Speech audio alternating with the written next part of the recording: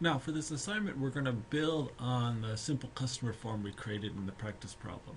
If you didn't get yours working, I've got a file, you should be a project you can download that should have the database and the simple form created. So here's a view of the simple form where we can add a customer to our customer database table.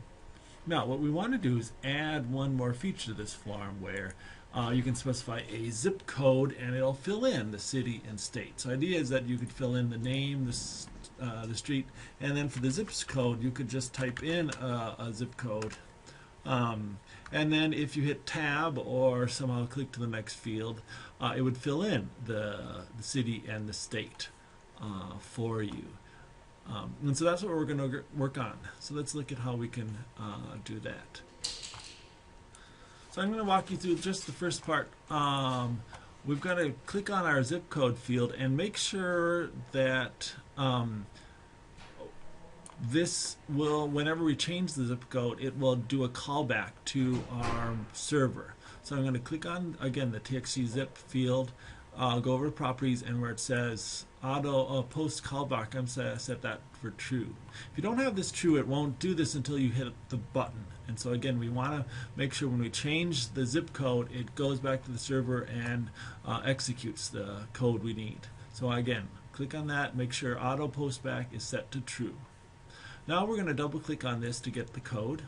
If I just double click, it'll open up a new method called text change for the txt zip code. And this is where you're going to type in your code for this.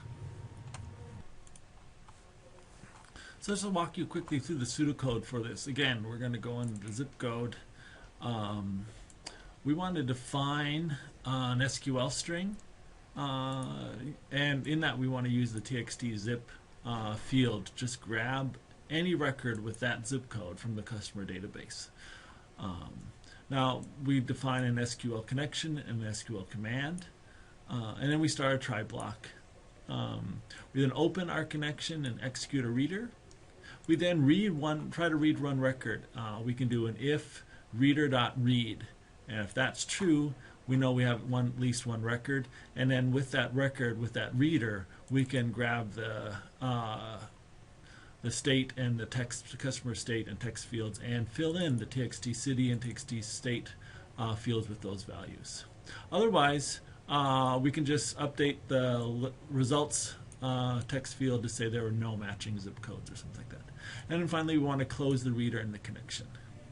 One place you can look for sample code is in the example we walked through from the textbook, the author example.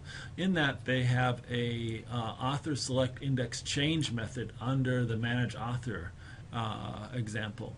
And so this is when we change the author, it updates all the text fields. And this is similar to what we want to do, but not exactly, of course. So again, they define a SQL field, they select from the table where the author ID, and here they're grabbing a list box item. You're going to want to grab the txt zip code, so where the zip code field is equal to the txt zip value.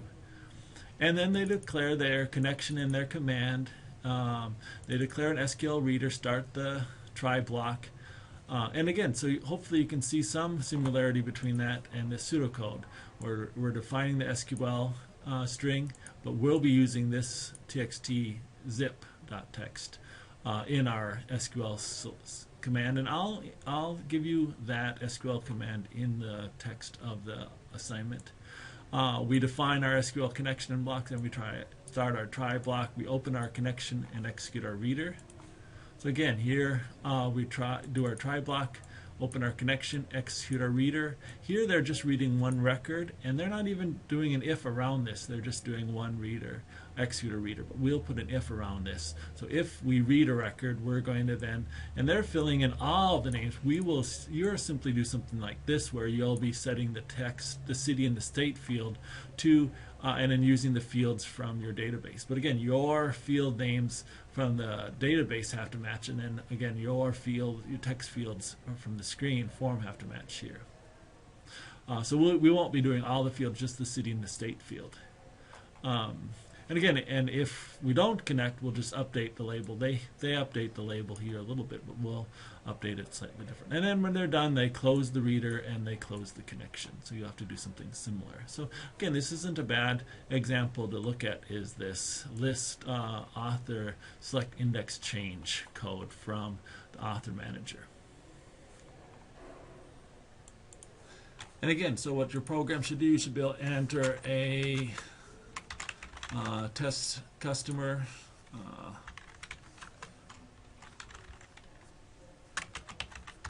and here where we enter a zip code, if their zip code is already in our database, we should be able to look that up. So if I enter 55803, hit tab, I wait just a second, it should fill in the city and state here. And it should say, and right now I'm updating the result label, say reading city and state, so I know it's doing that.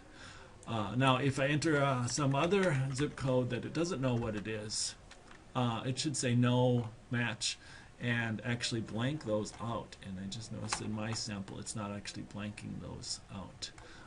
But again, if it doesn't have a match, it should blank out the city and state and then update the label. So that's the assignment. Good luck. I'll try to post enough information in the assignment to help you out.